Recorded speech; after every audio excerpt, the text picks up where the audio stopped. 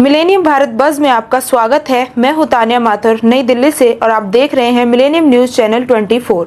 आज मैं आपको दुनिया भर की ताज़ा और अहम खबरों से रूबरू करवाने जा रही हूं। तो चलिए शुरुआत करते हैं आज की मुख्य सुर्खियों से। मणिपुर में 6 महीने के लिए फिर बढ़ाया जाएगा राष्ट्रपति शासन। ऐतिहासिक ट्रेड डील के बाद पीएम मोदी की किंग चार्ल्स से मुलाकात, यूके दौरा पूरा कर मालदीव के लिए रवाना। राहुल गांधी का दावा, चुनाव में गड़बड़ी के 100% सबूत हैं। चुनाव आयोग ने आधारहीन बताकर दिया तगड़ा जवाब। पंजाब में गाड़ी खरीद घोटाले का आरोप, मनजिंदर सिंह सिरसा ने अरविंद केजरीवाल को लिखा पत्र। अमित शाह ने पेश की नई सहकारिता नीति, जल्द आएगी सहकार टैक्सी, ड्राइवरों को होगा सीधा फायदा। उत्तराखंड में LUCC चिटफंड घोटाले की जांच सीबीआई करेगी। 189 करोड़ की ठगी, कंपनी प्रमोटर विदेश भागे। अगले हफ्ते हो सकती है एनडीए संसदीय दल की बैठक, नड्डा के घर बैठकों का दौर जारी। केदारनाथ की दूरी 11 किलोमीटर तक घटेगी, 7 किलोमीटर लंबी सुरंग बनाने पर विचार, दूसरी सुरंग लैंडस्लाइड से बचाएगी। अपनी प्रशंसा से खुश नहीं था आरएसएस, धनखड़ को बता दिया था पद की मर्यादा का रखे ध्यान। बिहार में 61 लाख से अधिक वोटर हटाए जाने की तैयारी, 2025 के चुनाव पर इसका क्या असर पड़ेगा। उदयपुर फाइल्स को लेकर सुप्रीम कोर्ट में कल भी जारी रहेगी सुनवाई, हाई कोर्ट भेजा जा सकता है मामला। यह हमारी संप्रभुता का मामला, नीचे के देशों को कोई नुकसान नहीं, ब्रह्मपुत्र पर बन रहे बांध पर चीन का बयान। ऑपरेशन सिंदूर, संसद में 32 घंटे की बहस को मंजूरी, पीएम मोदी देंगे विपक्ष के सवालों का जवाब। नोट छापने की मशीन बन गई सैयारा, बॉक्स ऑफिस पर फिल्म ने मचा दिया हंगामा, 7वें दिन अंधाधुंध हुई कमाई। फैशन शो के बीच वीर पहाड़िया पर आया दिल, तो तारा सुतारिया हुई रोमांटिक, कंफर्म किया रिश्ता, वीडियो वायरल। चलिए विस्तार से जानते हैं। मणिपुर में राष्ट्रपति शासन 6 महीने के लिए फिर से बढ़ा दिया जाएगा। मुख्यमंत्री के इस्तीफे के बाद केंद्र सरकार ने इसी साल फरवरी में राज्य विधानसभा को भंग कर दिया था और राष्ट्रपति शासन लगा दिया था। केंद्र सरकार ने संविधान के अनुच्छेद 356 के तहत मणिपुर में राष्ट्रपति शासन लगाया था। राष्ट्रपति शासन 6 महीने के लिए लगाया जाता है और संसद की मंजूरी से हर 6 महीने में 3 साल तक के लिए बढ़ाया जा सकता है। राज्यसभा में गृह मंत्री अमित शाह द्वारा इस बारे में दिए गए वैधानिक संकल्प को स्वीकृत किया गया। वैधानिक संकल्प में कहा गया है, ये सदन संविधान के अनुच्छेद 356 के अंतर्गत राष्ट्रपति द्वारा मणिपुर के संबंध में 13 फरवरी 2025 को जारी घोषणा को 13 अगस्त 2025 से प्रभावी अगले 6 महीने की अवधि के लिए जारी रखने की स्वीकृति देता है। संविधान के अनुच्छेद 356(3) के तहत संसद की मंजूरी लेकर राष्ट्रपति शासन 6 महीने के लिए बढ़ाया जा सकता है। ऐसा 3 वर्ष तक किया जा सकता है। 9 फरवरी 2025 को मुख्यमंत्री एन बीरेन सिंह के त्यागपत्र के बाद मणिपुर में 13 फरवरी को राष्ट्रपति शासन लगाया गया था। मणिपुर में राष्ट्रपति शासन के 6 महीने 13 अगस्त को पूरे हो रहे हैं। ऐसे में केंद्र सरकार को इसे बढ़ाने के लिए संसद की मंजूरी चाहिए। यही कारण है कि ये प्रस्ताव लाया गया है। कुकी मैतेई संघर्ष, 260 से ज्यादा मौतें। मणिपुर में मई 2023 को कुकी और मैतेई समुदायों के बीच जातीय संघर्ष छिड़ गया था। इस संघर्ष में 260 से अधिक लोगों की मौत हो गई थी और हजारों लोगों ने अपना घर छोड़कर दूसरी जगहों पर शरण लेनी पड़ी थी। इस घटना पर काबू पाने की लगातार कोशिशों के बाद मणिपुर के मुख्यमंत्री एन बीरेन सिंह ने इसी साल फरवरी में इस्तीफा दे दिया था, जिसके बाद 13 फरवरी 2025 को केंद्र सरकार ने राज्य विधानसभा को भंग कर दिया और राष्ट्रपति शासन लगा दिया था। सुरक्षा बल चला रहे संयुक्त अभियान। उधर मणिपुर में केंद्रीय और राज्य के संयुक्त सुरक्षा बलों का सशस्त्र उग्रवादियों को पकड़ने के लिए आतंकवाद विरोधी अभियान जारी है। पिछले 24 घंटों के दौरान विभिन्न प्रतिबंधों संगठनों के 10 उग्रवादियों की गिरफ्तारी की गई है। एक वरिष्ठ पुलिस अधिकारी ने बताया कि मणिपुर के 6 जिलों इम्फाल पश्चिम, इम्फाल पूर्व, विष्णुपुर, काकचिंग, तेंगनोपाल और तेंगनिंगलोंग में पिछले 24 घंटों में विभिन्न प्रतिबंधित संगठनों के 10 उग्रवादियों को गिरफ्तार किया गया है। भारत और ब्रिटेन के बीच मुक्त व्यापार समझौते को अंजाम देने के कुछ घंटे बाद पीएम मोदी ने किंग चार्ल्स तृतीय से मुलाकात की। इस दौरान दोनों के बीच आयुर्वेद, योग से लेकर क्लाइमेट चेंज और कॉमनवेल्थ तक कई मुद्दों पर चर्चा हुई। इसके बाद पीएम मोदी गुरुवार रात यूके से रवाना हो गए। अब वे 26 जुलाई तक मालदीव में रहेंगे। किंग चार्ल्स के साथ एक पेड़ मां के नाम पीएम मोदी और किंग चार्ल्स के बीच ये मुलाकात गुरुवार को उनके ग्रीष्मकालीन आवास सैंडरिंघम एस्टेट में हुई। इस दौरान पीएम मोदी ने एक पेड़ मां के नाम पहल के तहत किंग चार्ल्स को डविडिया इनोवेक्युलेटा सोनोमा का एक पौधा भेंट किया। उन्होंने इस अभियान का हिस्सा बनने के लिए किंग को धन्यवाद भी दिया। इस पौधे को सैंडरिंघम एस्टेट में ही लगाया जाएगा। किंग के साथ आयुर्वेद योग पर चर्चा। यूके की आधिकारिक यात्रा पर पहुंचे पीएम मोदी ने किंग चार्ल्स की सेहत में सुधार पर खुशी जताई और आयुर्वेद व योग का फायदा पूरे विश्व के लोगों तक पहुंचाने की चर्चा की। दोनों के बीच द्विपक्षीय संबंधों पर भी चर्चा हुई। उन्होंने माना कि भारत यूके ट्रेड एग्रीमेंट दोनों देशों के बीच साझेदारी में नए मील का पत्थर साबित होगा। किंग चार्ल्स ने भारत की तारीफ की। इस दौरान किंग चार्ल्स ने भारत द्वारा अक्षय ऊर्जा और सतत विकास में हासिल की गई उपलब्धियों की तारीफ की। दोनों ने क्लाइमेट चेंज और सस्टेनेबिलिटी पर मिलकर काम करने के तरीकों पर भी चर्चा की। इस पर भी विचार किया कि कॉमनवेल्थ के लिए भारत यूके किस तरह मिलकर काम कर सकते हैं। ब्रिटिश पीएम के साथ चाय पे चर्चा। इससे पहले प्रधानमंत्री मोदी ने ब्रिटिश पीएम केयर स्टारमर के साथ चाय पे चर्चा की। पीएम ने खुद इसी तस्वीरें सोशल मीडिया पर पोस्ट करते हुए लिखा कि चेकर्स में पीएम स्टारमर के साथ चाय पे चर्चा करते हुए रिश्तों में गर्माहट महसूस की। दोनों नेताओं ने चेकर्स में भारत यूके के बीच आर्थिक संबंधों को प्रदर्शित करती एक प्रदर्शनी का भी अवलोकन किया।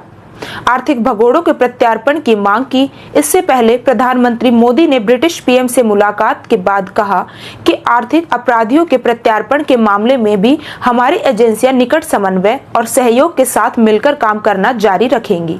भारत ने भगोड़ा घोषित कई आर्थिक अपराधियों के प्रत्यार्पण की ब्रिटेन से मांग की है। भारत विजय माल्या, नीरव मोदी और ललित मोदी जैसे भगोड़े अपराधियों के प्रत्यार्पण का मुद्दा उठा रहा है। बाद में विदेश सचिव विक्रम मिस्री ने प्रेस वार्ता में बताया कि प्रधानमंत्री मोदी ने आर्थिक अपराधियों और भगोड़ों को न्याय के कटघरे में लाने के लिए ब्रिटेन से सहयोग मांगा। बिहार में वोटर लिस्ट के स्पेशल रिवीजन का विरोध करते करते कांग्रेस नेता राहुल गांधी ने गुरुवार को चुनाव आयोग पर गंभीर आरोप लगा दिए। उन्होंने कहा कि कर्नाटक के एक निर्वाचन क्षेत्र में चुनाव आयोग द्वारा गड़बड़ी करने देने के हमारे पास 100% सबूत है। अगर आयोग ये सोचता है कि वह इससे बच जाएगा तो यह उसकी गलतफहमी है। हम उनके पास आएंगे। राहुल के इस आरोप को चुनाव आयोग ने गैर जरूरी धमकी बताते हुए आधारहीन करार दिया है और तथ्यों के साथ जवाब दिया है। राहुल ने कर्नाटक में गड़बड़ी के आरोप लगाए। लोकसभा में नेता प्रतिपक्ष और कांग्रेस के सांसद राहुल गांधी ने बिहार में जारी विशेष गहन पुनरीक्षण एसआईआर के मुद्दे पर संसद के बाहर मीडिया से बात करते हुए कहा, यह बहुत गंभीर मामला है। चुनाव आयोग भारत के चुनाव आयोग की तरह काम नहीं कर रहा है। उन्होंने कुछ बयान दिया है, यह पूरी तरह से बकवास है। सच तो ये है कि चुनाव आयोग अपना काम नहीं कर रहा है। राहुल गांधी ने आगे कहा कि कर्नाटक की एक सीट पर चुनाव आयोग ने गड़बड़ी करने दी, जिसके 90% नहीं बल्कि 100% ठोस सबूत हैं। अभी एक निर्वाचन क्षेत्र का निरीक्षण करने के बाद गड़बड़ी का पता चला है। मुझे यकीन है कि हर निर्वाचन क्षेत्र में यही नाटक चल रहा है। हजारों नए मतदाता बनाए गए, लेकिन उनकी उम्र 50 साल, 45 साल या 60 साल है।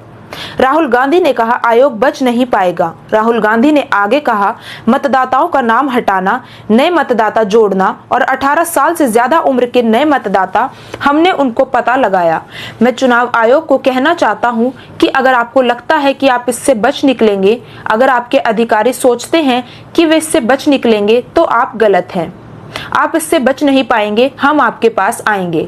हालांकि राहुल गांधी ने बिहार में चुनाव बहिष्कार की आरजेडी नेता तेजस्वी यादव के बयान पर कोई टिप्पणी नहीं की। बिहार में कांग्रेस की सहयोगी पार्टी आरजेडी के नेता तेजस्वी ने एसआईआर प्रक्रिया के विरोध में चुनाव बहिष्कार का संकेत दिया है। आयोग का जवाब, एक भी अपील नहीं मिली। राहुल गांधी के आरोपों का केंद्रीय चुनाव आयोग ने जवाब देते हुए कहा कि हमें हैरानी है कि इस तरह के आधारहीन और धमकी भरे आरोप चुनाव आयोग पर क्यों लगाए जा रहे हैं, और वो भी अब। आयोग के प्रवक्ता ने कहा कि जहां तक कर्नाटक में पिछले साल हुए लोकसभा चुनाव की वोटर लिस्ट का सवाल है, तो हम बता दें कि कर्नाटक के डीएम या सीईओ के पास कांग्रेस पार्टी की तरफ से एक भी ऐसी अपील दायर नहीं की गई है जिसका वैध अधिकार उसे और लोगों को जनप्रतिनिधित्व कानून 1950 की धारा 24 के तहत मिला हुआ है। आयोग ने आगे कहा कि 2024 के लोकसभा चुनाव के संदर्भ में मिली 10 चुनाव याचिकाओं में एक भी याचिका ऐसी नहीं थी जो कांग्रेस पार्टी से किसी भी हारे हुए उम्मीदवार की तरफ से जनप्रतिनिधित्व कानून 1951 की धारा 80 में उपलब्ध वैध अधिकार के तहत दाखिल की गई हो। कर्नाटक चुनाव आयोग बोला, वोटर लिस्ट पारदर्शी। कर्नाटक के मुख्य चुनाव आयुक्त कार्यालय ने सोशल मीडिया प्लेटफॉर्म एक्स पर बयान में कहा कि मतदाता सूचियां पूरी तरह पारदर्शी प्रक्रिया के तहत तैयार की जाती हैं और उनकी कॉपी मान्यता प्राप्त राजनीतिक दलों के साथ शेयर की जाती है। आयोग ने आगे बताया कि 2026 के लोकसभा चुनाव से पहले कर्नाटक के सभी 224 निर्वाचन क्षेत्र में स्पेशल समरी रिवीजन के दौरान वोटर लिस्ट की ड्राफ्ट और अंतिम सूची कांग्रेस पार्टी समेत सभी रजिस्टर्ड और मान्यता प्राप्त राजनीतिक दलों के साथ शेयर की गई थी। आयोग ने यह भी बताया कि ये सूचियां किन किन तारीखों में शेयर की गई हैं। कर्नाटक चुनाव आयोग की तरफ से बताया गया कि रिवीजन के दौरान ड्राफ्ट वोटर लिस्ट और अंतिम मतदाता सूची बनाने के बीच 9,17,928 दावे और आपत्तियां विचार के लिए प्राप्त हुई थी। आयोग ने यह भी कहा कि अगर किसी को लगता है कि मतदाता सूची में गलत तरीके से नाम बढ़ाए गए हैं या फिर हटा दिए गए हैं, तो उसके खिलाफ अपील करने का भी प्रावधान है, लेकिन हमें ऐसी कोई भी अपील प्राप्त नहीं हुई है। पंजाब में कथित गाड़ी खरीदने घोटाले को लेकर दिल्ली सरकार के मंत्री मनजिंदर सिंह सिरसा ने आम आदमी पार्टी के राष्ट्रीय संयोजक और दिल्ली के पूर्व मुख्यमंत्री अरविंद केजरीवाल को पत्र लिखा है।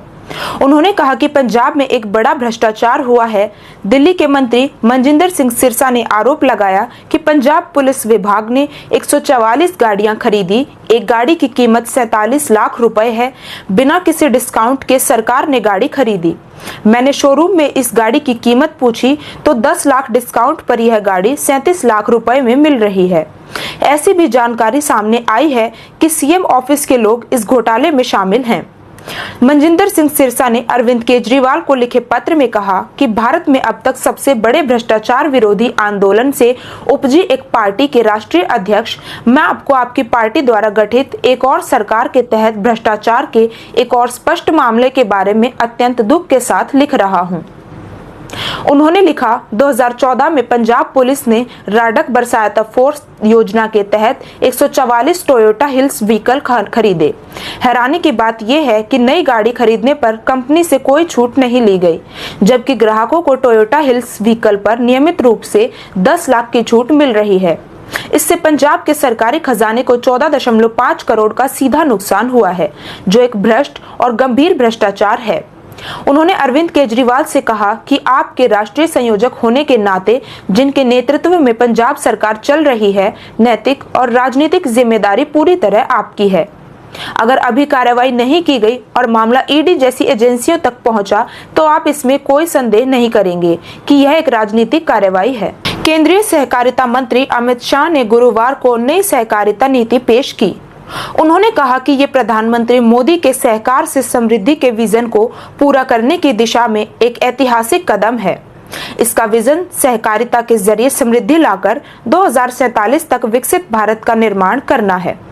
इस नीति का मिशन छोटी छोटी सहकारी इकाइयों को बढ़ावा देना और प्रत्येक गांव में कम से कम एक सहकारी इकाई स्थापित करना है।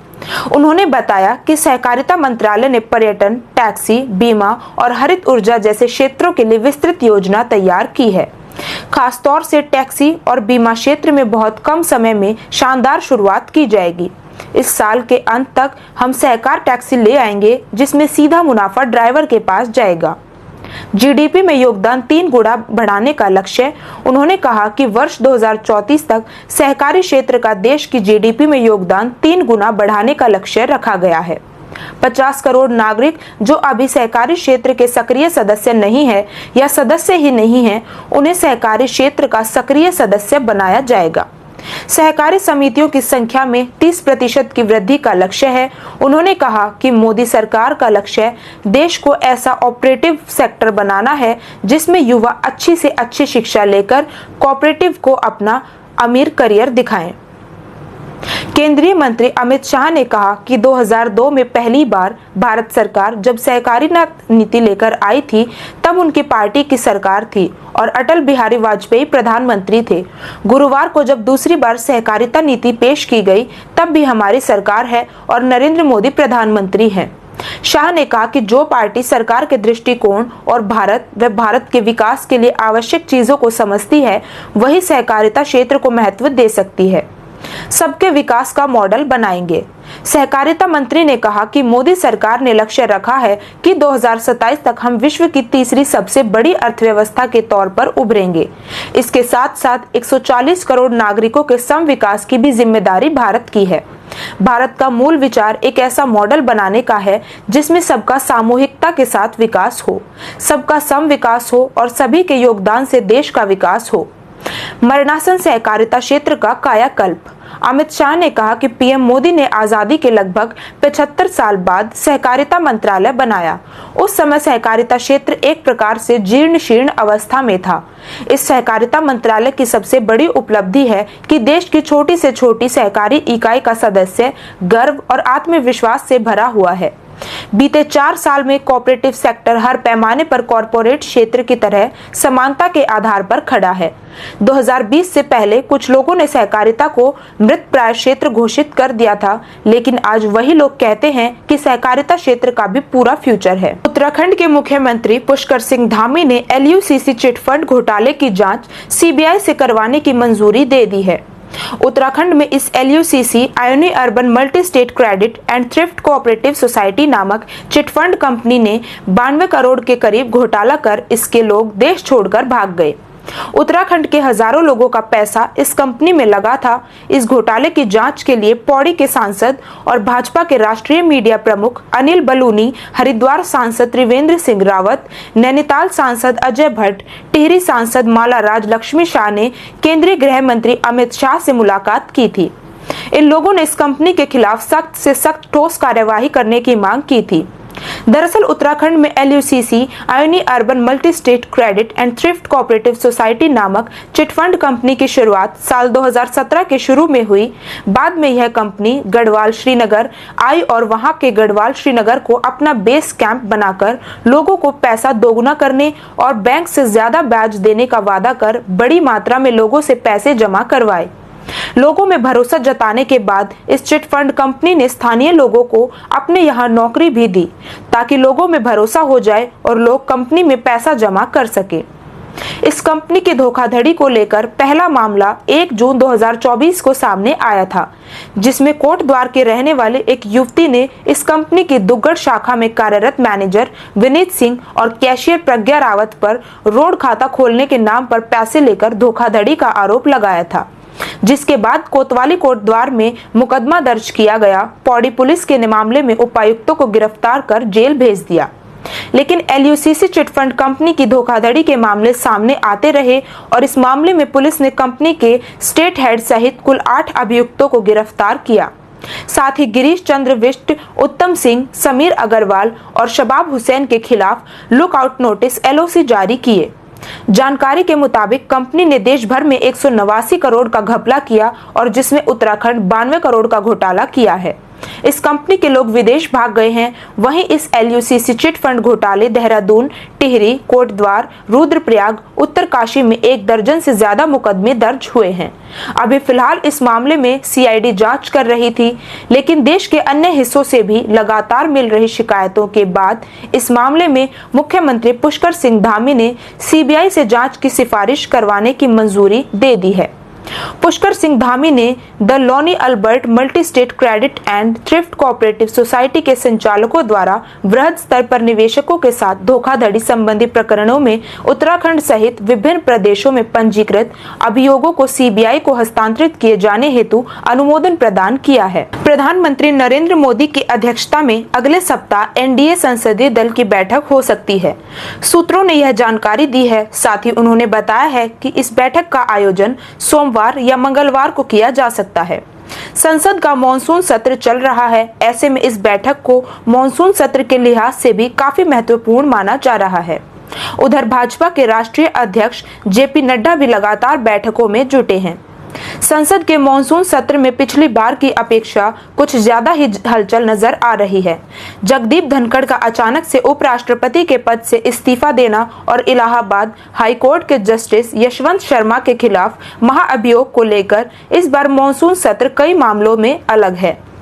लोकसभा सचिवालय के सूत्रों के मुताबिक जस्टिस यशवंत शर्मा को हटाने के लिए दिए गए प्रस्ताव की जांच की जा रही है।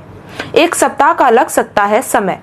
लोकसभा सचिवालय के सूत्रों ने बताया है कि इस प्रक्रिया में 1 सप्ताह का समय लग सकता है। उसके बाद ही जांच समिति का गठन किया जाएगा।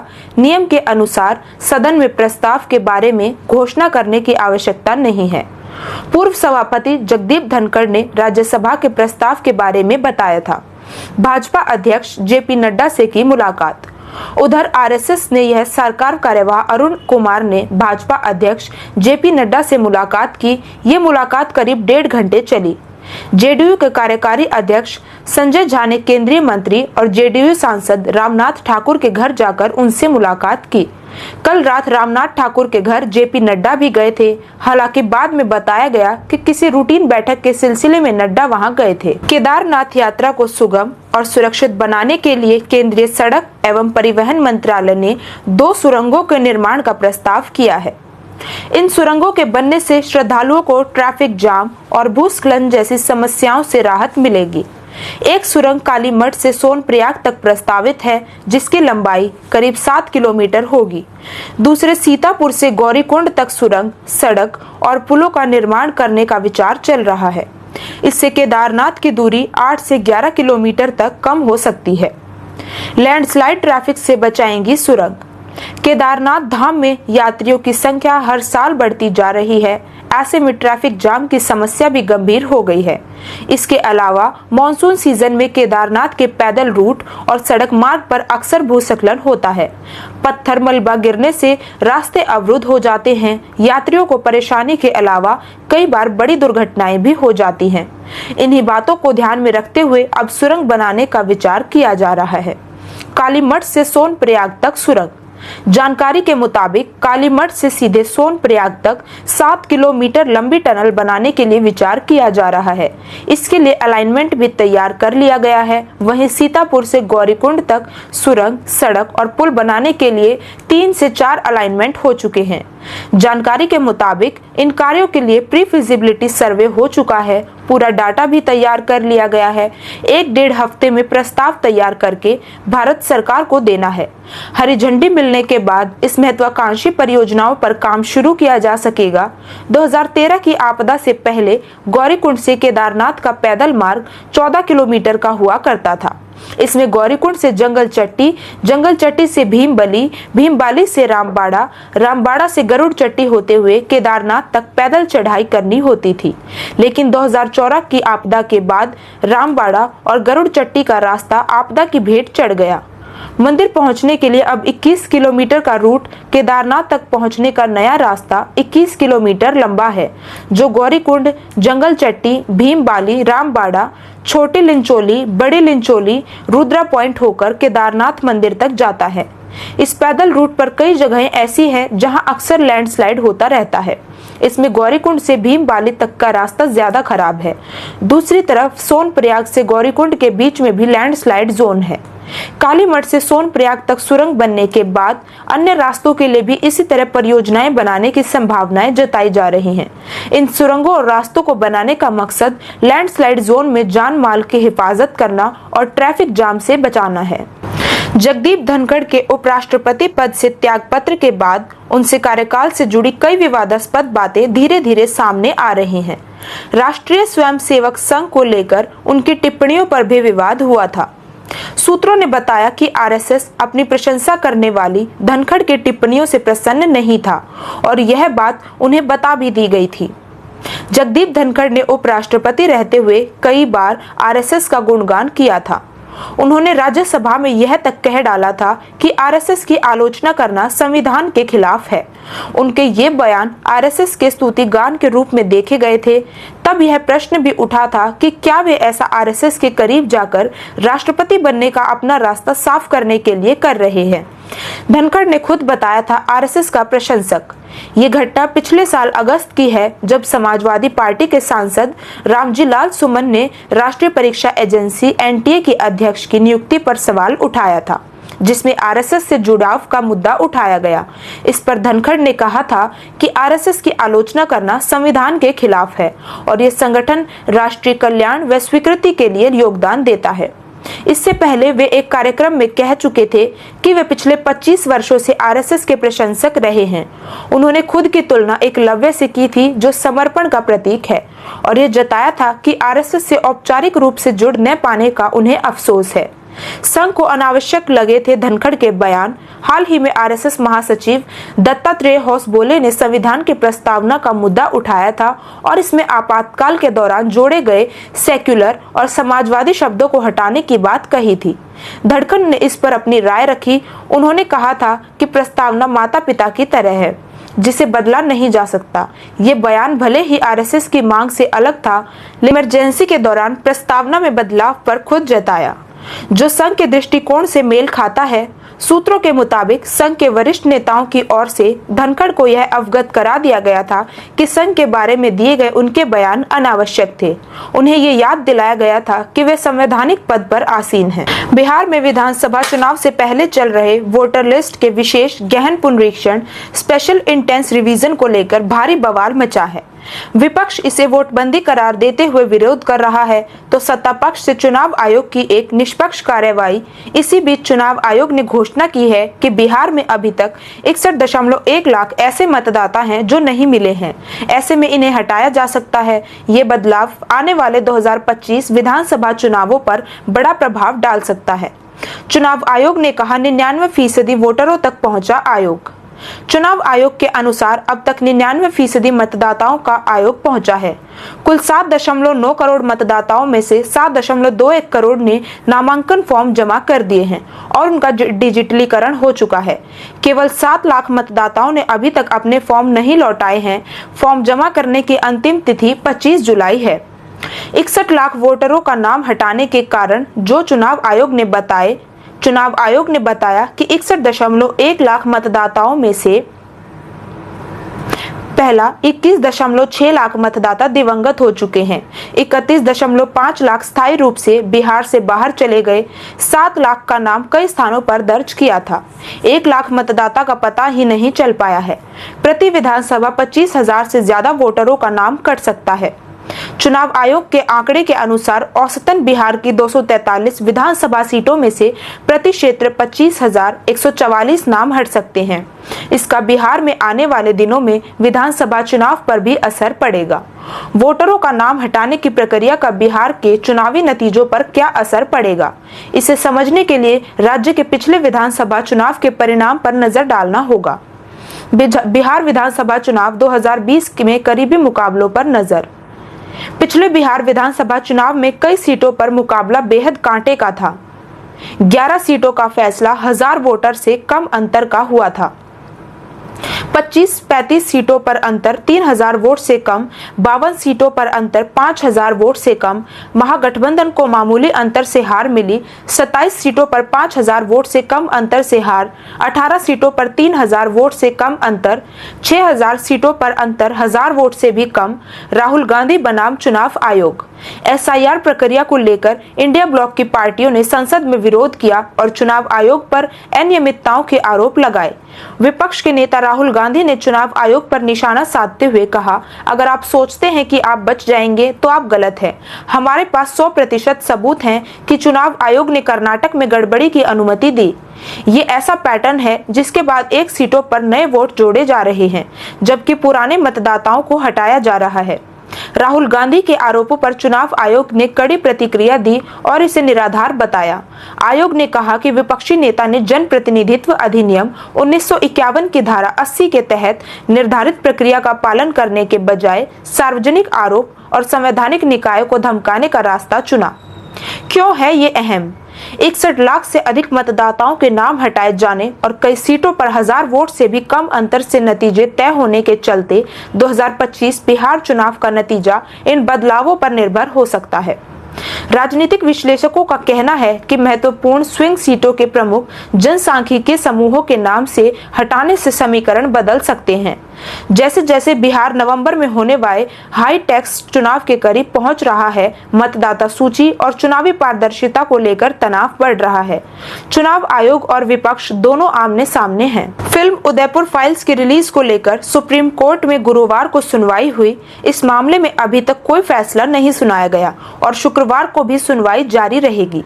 सुप्रीम कोर्ट ने संकेत दिया है कि वो मामले को दिल्ली हाई कोर्ट फिर से भेज सकता है।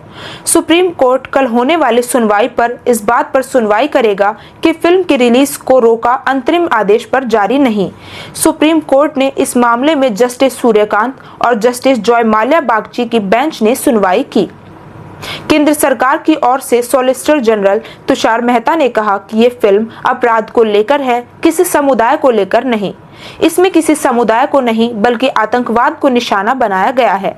ये आतंक को दर्शाती है। अब आतंक एक वैश्विक घटना है जिसका हम सभी सामना कर रहे हैं। फिल्म किसी भी समुदाय को बदनाम नहीं करती है, तुषार मेहता। साथ ही कहा कि आरोपी वही लोग हैं जिन्होंने खुद फेसबुक पर पोस्ट किया था और उसका खुद गला काटा। इस पर आरोपी जावेद की ओर से मेनका गुरुस्वामी ने कहा कि ये आरोपी नहीं है, वो 19 साल का है और उसने कुछ भी पोस्ट नहीं किया है। तुषार मेहता ने कहा कि फिल्म अपराध पर केंद्रित है और अगर किसी समुदाय विशेष को निशाना बनाकर नहीं है। संवाद सामान्य है, आतंकवाद के संदर्भ में संदर्भ विशिष्ट है। इसकी विषय वस्तु किसी भी विदेशी संबंध को खतरा नहीं पहुंचाती है। समिति के समक्ष स्क्रीनिंग की गई। समिति ने विदेश मंत्रालय को भी अपनी सिफारिशों के लिए आमंत्रित किया। सेंसर बोर्ड CBFC द्वारा निर्धारित 25 कट्स लागू किए गए। फिल्म किसी भी समुदाय को बदनाम नहीं करती है और इसमें दिखाए गए सभी पात्र काल्पनिक हैं।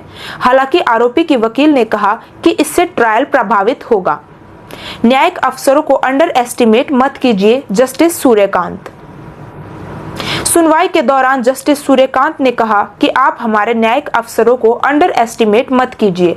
उनकी ट्रेनिंग पूरी होती है और वो ड्यूटी बाउंड होते हैं कि केस को तथ्यों के आधार पर डिसाइड करें। साथ ही कहा कि वकील जनता अपनी अपनी टिप्पणियां कर सकते हैं, लेकिन न्यायिक अधिकारी का कर्तव्य है कि वे मामले का फैसला रिकॉर्ड में मौजूद सामग्री के आधार पर ही करें और कुछ नहीं।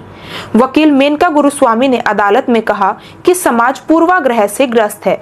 वहीं जस्टिस सूर्यकांत ने कहा कि जजों की दुर्दशा देखिए, अगर वे बरी करते हैं तो समाज तरह तरह के शब्दों का इस्तेमाल करता है। न्यायपालिका को इन सब बकवास से अप्रभावित रहना चाहिए। उन्होंने कहा कि हमें ज्यादातर लोग सुबह अखबार नहीं पढ़ते हैं, हम क्यों पढ़ें?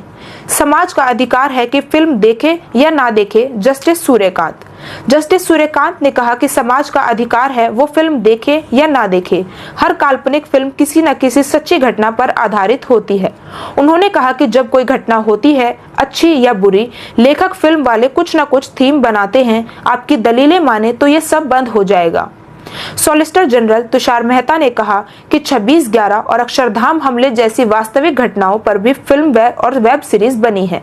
सुप्रीम कोर्ट ने कहा कि अगर हम कुछ लोगों की बात मानेंगे तो एक भी दिन अदालत नहीं चला पाएंगे। अदालत को हर तरह की बकवास से प्रभावित नहीं होना चाहिए और सिर्फ केस की फाइल पर ही ध्यान देना चाहिए। हम में से ज्यादातर लोग तो अखबार भी नहीं पढ़ते हैं, ना जाने क्या क्या लिखा जाता है। जस्टिस सूर्यकांत ने कहा कि हाई कोर्ट इस मुद्दे पर फैसला कर सकता है। सुप्रीम कोर्ट ने कहा कि आपको सीबीएफसी के संशोधन के फैसले को चुनौती देने का अधिकार है।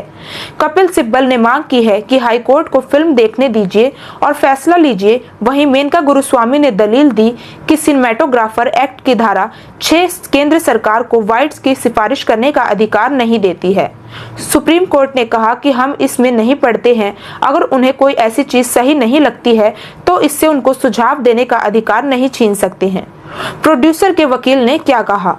प्रोड्यूसर के वकील गौरव भाटिया ने कहा कि दिल्ली हाई कोर्ट ने भी कहा था कि संशोधन का अर्थ यह होता है कि अथॉरिटी को एडिट करने का अधिकार होगा। कानून कहता है कि सीबीएफसी ने मुझे कानूनी तौर पर वैध सर्टिफिकेट दिया था। कमेटी ने मेरे पक्ष में फैसला सुनाया, फिर भी मेरी फिल्म रिलीज नहीं हो रही है। भारत और बांग्लादेश की चिंताओं के बीच चीन ने यारलुंग जांगमो नदी, जिसे भारत में ब्रह्मपुत्र कहा जाता है, के निचले हिस्से में अपने नए हाइड्रो पावर प्रोजेक्ट को लेकर सफाई दी है। चीन ने इस प्रोजेक्ट को अपनी पूर्ण संप्रभुता का मामला बताया है। चीन ने कहा है कि इसका बांध का मकसद स्वच्छ ऊर्जा को बढ़ावा देना, स्थानीय लोगों के जीवन में सुधार लाना और जलवायु परिवर्तन से निपटना है। जलवायु परिवर्तन का बहाना। यारलुंग जांगमो नदी के निचले हिस्से में हाइड्रो पावर प्रोजेक्ट बनाना पूरी तरह चीन की संप्रभुता के दायरे में आता है। चीन के आधिकारिक बयान में आगे कहा गया कि इसका मकसद स्वच्छ ऊर्जा विकास को तेज करना, स्थानीय लोगों का जीवन बेहतर बनाना और जलवायु परिवर्तन का सक्रिय रूप से जवाब देना है। भारत और बाकी पड़ोसी देशों में इस प्रोजेक्ट को लेकर पारिस्थितिक तंत्र और जल प्रवाह पर असर की आशंका जताई जा रही है, लेकिन चीन का कहना है कि वह सीमा पार नदियों के प्रबंधन में उच्च जिम्मेदारी से काम कर रहा है और प्रोजेक्ट का हर चरण सबसे ऊंचे राष्ट्रीय औद्योगिक मानकों के तहत बनाया गया है। पहले से ही तनावपूर्ण है संबंध। बयान में कहा गया है, यह परियोजना कई पर्यावरणीय रूप से संवेदनशील क्षेत्रों से दूर है और मूल पारिस्थितिकी तंत्र को अधिकतम सीमा तक संरक्षित रखने का प्रयास किया गया है। चीन का यह भी दावा है कि यह प्रोजेक्ट ब्रह्मपुत्र नदी के साथ आपको रोकथाम और प्रबंधन में मदद करेगा और निचले क्षेत्रों को कोई भी नुकसान नहीं पहुंचाएगा। चीन ने यह भी कहा है कि वह भारत और बांग्लादेश जैसे निचले देशों के साथ जल विज्ञान संबंधी डेटा साझा कर रहा है और बाढ़ नियंत्रण व आपदा न्यूनीकरण में सहयोग कर रहा है। हमने इस प्रोजेक्ट पर आवश्यक संवाद किया है और आगे भी सभी तटीय लोगों के लाभ के लिए सहयोग बढ़ाते रहेंगे। चीन ने कहा, यह घोषणा ऐसे समय पर आई है जब भारत चीन संबंध संवेदनशील दौर से गुजर रहे हैं और सीमा के पास बने रणनीतिक प्रोजेक्ट पर भी दोनों देशों की नजर बनी हुई है। पहलगाम आतंकी हमले के बाद भारत ने ऑपरेशन सिंदूर चलाया। भारतीय सेना ने पाकिस्तान में मौजूद आतंकी ठिकानों को नष्ट किया। पूरी दुनिया में ये तस्वीरें देखी, लेकिन पाकिस्तान की हिमाकत पारंपरिक युद्ध तक पहुंचने लगी थी। अचानक पाकिस्तान ने सीज फायर का ऐलान किया। ये सारी बातें ऑन रिकॉर्ड हैं, लेकिन अब विपक्ष की मांग के बाद सरहद की लड़ाई संसद तक आ चुकी है। ऑपरेशन सिंदूर पर सरकार चर्चा करेगी, कचहरी में राष्ट्र के सबसे बड़े मुद्दे को एड्रेस करेंगे। अगर देश के समाज को आगे बढ़ाना है, विकास के पथ पर अग्रसर होना है, तो इसका रास्ता शांति के चौराहे से होकर गुजरता है। शांति होगी, अमन चैन रहेगा तो एक राष्ट्र तरक्की करेगा। आधुनिकीकरण पर जोर रहेगा, मानव कल्याण के लिए आविष्कारों पर ऊर्जा और समय केंद्रित रहेगा और हमारा देश भी इन्हीं सिद्धांतों पर चलता है।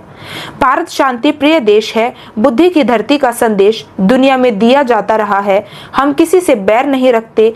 देश की लाइन क्लियर है, विवाद की पहल करो मत और अगर कोई नहीं माने तो फिर उसे छोड़ो मत। आपको याद है ना कि ऑपरेशन सिंदूर के दौरान भी यही हुआ था। पाकिस्तान के इशारे पर 22 अप्रैल को पहलगाम में आतंकी हमला हुआ था। हमारे कई बेकसूर नागरिक मारे गए और इसका बदला हमने ऑपरेशन सिंदूर से लिया। 6 से 7 मई की रात ऑपरेशन सिंदूर के जरिए पाकिस्तान के आतंकी ठिकानों को मिटियामेट कर दिया, उन्हें मिट्टी में मिला दिया। देश का स्पष्ट संदेश ये था कि ये हमला किसी राष्ट्र पर नहीं, बल्कि उस देश में मौजूद आतंकी ठिकानों पर हुआ है।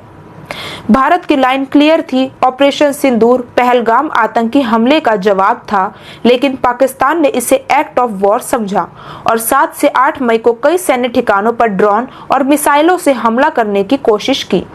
भारत के खिलाफ युद्ध की तैयारी शुरू कर दी। बात बढ़ी तो हिंदुस्तान की गौरवशाली सेना ने मुंह तोड़ जवाब दिया। 9 से 10 मई की रात पाकिस्तान को इतना नुकसान पहुंचा कि वो घुटनों के बल आ गया। भारत ने पाकिस्तान के एयरबेस बर्बाद कर दिए। सैटेलाइट तस्वीरों ने पाकिस्तान को हुए नुकसान को कंफर्म किया। पाकिस्तान के हवाई हमले नाकाम कर दिए गए। स्टैंड बाय पर तो हमारी नेवी भी थी। अगर ऑर्डर होता तो कराची में कुछ नहीं बचता। इसलिए पाकिस्तान गिड़गिड़ाने लगा। पाकिस्तान के कहने पर सीज फायर हुआ। सरकार ने कहा, ऑपरेशन सिंदूर अभी खत्म नहीं हुआ है। अब इसी मुद्दे पर विपक्ष के कई सवाल हैं। विपक्ष सरकार से ऑपरेशन सिंदूर की डिटेल्स जानना चाहता है। इस पर बहस की मांग हुई और सरकार ने कहा कि ऑपरेशन सिंदूर पर चर्चा जरूर होगी। आहान पांडे और अनीत पड्डा की सैयारा बॉक्स ऑफिस पर धमाल मचा रही है। हर दिन रोमांटिक ड्रामा फिल्म बम्पर कमाई कर रही है। मूवी की शुरुआत से ही टिकट खिड़की पर अपनी पकड़ बनाए रखी है। सैयारा की रिलीज को 1 हफ्ता हो गया है और कलेक्शन के मामले में अब यह 200 क्लब के करीब पहुंच चुकी है। जानिए भारत में अब तक सैयारा ने कितना बिजनेस कर लिया है। रोमांटिक ड्रामा सैयारा साल 2025 की हाईएस्ट ग्रोसिंग फिल्मों की लिस्ट में शुमार हो चुकी है। गुरुवार को भी फिल्म ने बॉक्स ऑफिस पर अपना जलवा बरकरार रखा। ट्रेड वेबसाइट सेकलनी की रिपोर्ट के मुताबिक 7वें दिन फिल्म में 18.75 करोड़ रुपए का बिजनेस किया। हालांकि ये अर्ली एस्टिमेट है। ऑफिशियल डेटा आने के बाद कमाई में थोड़ा बहुत बदलाव देखने को मिल सकता है। इस तरह फिल्म भारत में पिछले 7 दिनों में 172.50 करोड़ की कमाई कर चुकी है। इस फिल्म का भारत में 21.1 करोड़ रुपए से खाता खुला। दूसरे दिन 26 करोड़, तीसरे दिन 35.75 करोड़, चौथे दिन 24 करोड़, पांचवें दिन 25 करोड़ और छठवें दिन 21.5 करोड़ रुपए का बिजनेस हुआ। दिलचस्प बात यह है कि रिलीज के बाद से ही फिल्म हर दिन डबल डिजिट में कमाई कर रही है। करण जौहर की फिल्म छूटी पीछे। आहान पांडे और अनीत पड्डा सैयारा ने करण जौहर के फिल्म रॉकी और रानी की प्रेम कहानी के लाइफटाइम कलेक्शन को पीछे छोड़ दिया है, जिसने लगभग 153.55 करोड़ रुपए की कमाई की थी। साल 2023 में रिलीज हुई इस फिल्म में रणवीर सिंह और आलिया भट्ट ने लीड किरदारों के रूप में आए थे। मोहित सूरी ने किया डायरेक्शन। बताते चले कि यश राज फिल्म्स के बैनर तले बनी सैयारा में आहान पांडे ने कृष कपूर का रोल निभाया है, जो म्यूजिक की दुनिया में नाम कमाना चाहता है। उसकी मुलाकात वाणी से होती है, जो अच्छी लिखती है। इसके बाद दोनों की जोड़ी धमाल मचा देती है। इस फिल्म को भावनात्मक गहराई, दमदार परफॉर्मेंस और दिल को छू जाने वाले म्यूजिक के लिए खूब सराहा जा रहा है। सैयारा का डायरेक्शन मोहित सूरी ने किया है। तारा सुतारिया और वीर पहाड़िया अपने अफेयर के चलते कुछ दिनों से सुर्खियों में हैं। वे सबका ध्यान खींच रहे हैं। वे मुंबई एयरपोर्ट में साथ स्पॉट हुए तो उनकी डेटिंग की अफवाहें बढ़ गई। अब एक फैशन शो में तारा सुतारिया का रैंप वॉक करते हुए एक वीडियो वायरल हो रहा है, जिसमें उन्होंने फ्रंट रो में बैठे वीर पहाड़िया को फ्लाइंग किस दिया। Student of the Year 2 fame actress Tara Sutaria सफेद ऑफ शोल्डर गाउन में बेहद खूबसूरत लग रही थी, जिसमें कॉर्सेट स्टाइल टॉप कढ़ाई है। जब वह रैंप पर चल रही थी तो सबकी नजरें उस दिल छू लेने वाली पल पर थी जब उन्होंने वीर पहाड़िया को फ्लाइंग किस दिया। वीर की मंत्रमुग्ध कर देने वाली नजर ने सब कुछ बयां कर दिया। फोटो पर कमेंट से अफेयर की उड़ी अफवाह। वीर आखिरी बार स्काई फोर्स में नजर आए थे। वे फैशन शो में ब्लैक ड्रेस में आकर्षण और शानदार लग रहे थे। दोनों के बीच की केमिस्ट्री साफ दिख रही थी और फैंस उनके आपसी प्यार को देखकर खुश हो गए। कपल के बढ़ते रोमांस की चर्चा तब से हो रही है जब से उन्होंने इंस्टाग्राम पर मजेदार बातचीत की थी। जब तारा ने एपी ढिल्लो के साथ तस्वीरें शेयर की तो वीर ने कमेंट करके उन्हें अपना बताया। तारा ने यही जवाब दिया। दोनों की बातचीत से अटकलें और बढ़ गई। मुंबई एयरपोर्ट पर एक साथ हुए थे स्पॉट।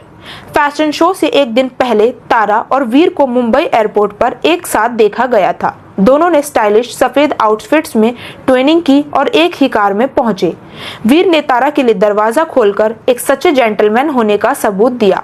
हालांकि उन्होंने पेपराजी के लिए पोज देने से परहेज किया, लेकिन उनकी केमिस्ट्री ने सब कुछ बयां कर दिया।